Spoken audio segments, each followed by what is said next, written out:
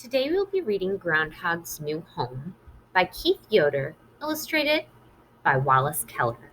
As we read, I want you to be thinking about cause and effect in the different points of view of our characters. I will pause throughout with questions and thinking points for you to discuss at home. Groundhog's New Home. Groundhog had lived on the farm for a long time. Years ago, he had moved into the barn. On cold winter days, a fire blazed in a wood stove in the middle of the barn. It kept Groundhog warm, even on the coldest winter days. Days were quiet now because the farmer had grown older and no longer farmed. Look at this illustration. Here's a picture of a groundhog. Where does he live? How can you tell? One day, a man had driven up and flung farming supplies onto the ground. From the back of his truck jumped a big dog. Groundhog heard the dog sniffing at the end of his burrow. As the man returned to his truck, Groundhog said to himself, "Where there are farmers and dogs, there will be problems for me. I will have to move." Look at this picture. How does this picture help us understand the word burrow? Look at the first paragraph. The last sentence says, Groundhog heard the dog sniffing at the end of his burrow. Groundhog lives in a burrow. What kind of a home is a burrow? Groundhog wouldn't have to move far. He found a perfect place up the hill along a ridge near a stream. Returning, he saw the tip of Fox's tail in the distance. Groundhog moved quickly and became tangled in some bushes. Just as Groundhog got back to his burrow, Fox came to the entrance. "I have overheard that change is coming," said Fox. "Perhaps so," said Groundhog. Look at the illustration. Groundhog is walking along a ridge or a long, narrow hilltop. Look at that picture. Can you guess who lives here? How can you tell? "You will lose your lovely burrow," said Fox. Groundhog knew that this was true, but said nothing. "I have a plan," Fox said. "What plan, Fox?" asked Groundhog. Now, Groundhog knew that Fox did not want to help him. Fox had been trying to grab Groundhog for years. "Why don't we trade homes?" said Fox. "I have a cozy den up on the ridge." "Wouldn't you have problems with the man and his dog?" asked Groundhog.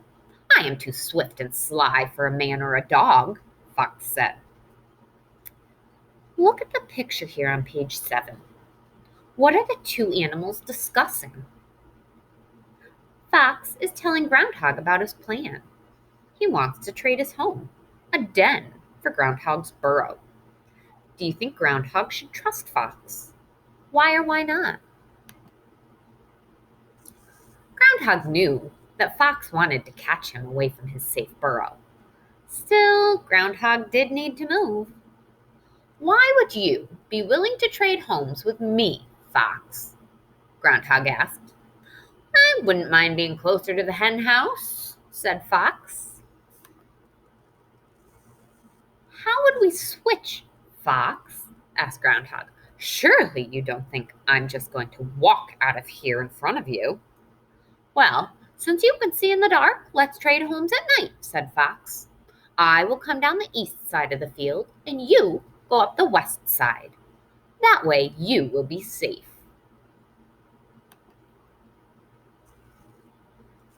Now, Groundhog knew that Fox could also see at night. He also knew that Fox would never keep his word. He said, "Let's wait until 2 nights from now when the moon is full. That way I will be able to see you along the ridge line if you do not keep your word," said Groundhog. "You hurt my feelings," Fox smiled.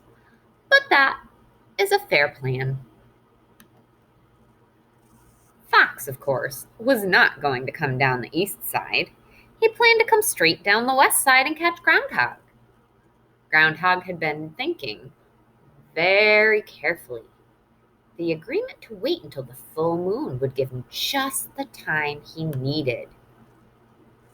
Then, on the day before the full moon, Groundhog climbed back up onto the ridge and found Fox's home. He knew it was empty because Fox was never at home during the day. He began to dig furiously to make a nice, new, safe burrow. That night, when the moon was full, Fox set out to find Groundhog. He trotted down the west side of the field just as Groundhog knew he would. Fox searched far into the night for Groundhog. At last, he knew that his plan had failed. "Ah, well, at least there will be chickens for breakfast," Fox said to himself. Then he squeezed into Groundhog's old burrow and slept peacefully. The next morning, Fox stuck his head out and bumped noses with a big dog. Fox ran out of the barn so quickly that he tripped and went tumbling down on his back. He got up and ran towards the ridge and his old home. "Sorry, Fox, this is my home now," said Groundhog. "You tricked me," yelled Fox. "Not so," said Groundhog. "We have traded homes as agreed. It is true that I traded a little early." As Fox slunk away, Squirrel chattered from an oak tree. "It seems to me," said Squirrel cheerfully, "that one who tries to trick a wise one only fools himself." Think about this tale, friends. A groundhog was living happily in his burrow. Then a dog moved in nearby. This caused other things to happen. Think about this chart below. Dog moves in near Groundhog's burrow. That was the cause.